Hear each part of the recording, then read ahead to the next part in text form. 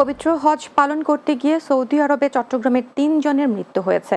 এছাড়া রাউজান ও কক্সবাজারের আরও ৪ জনের মৃত্যু হয়েছে।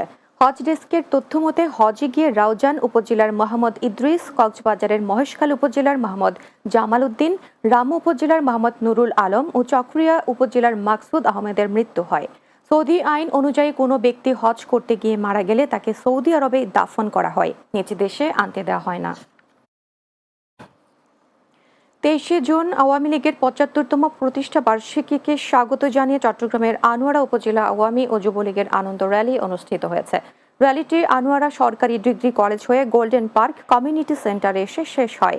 উপজেলা যুবলীগের আহ্বায়ক শওকত ওসমানের নেতৃত্বে র্যালিতে উপস্থিত ছিলেন যুগ্ম আহ্বায়ক আব্দুল মালেক, দক্ষিণ জেলা যুবলীগের সাবেক বন ও পরিবেশ বিষয়ক সম্পাদক মোহাম্মদ হাসান, উপজেলা যুবলীগের আহ্বায়ক কমিটির সদস্য আলী আকবর সহ অনেকে। চট্টগ্রামে সাতকানিয়ার কাঞ্চনায় কাঞ্চনা আনওয়ারুল উলুম ইসলামিয়া সিনিয়র মাদ্রাসার প্রাক্তনদের মিলন মেলা অনুষ্ঠিত হয়। মাদ্রাসা প্রাঙ্গণে প্রথমবারের মতো মিলন মেলার আয়োজন হওয়ায় আনন্দ উৎফুল্ল প্রাক্তন শিক্ষার্থী ও শিক্ষকরা।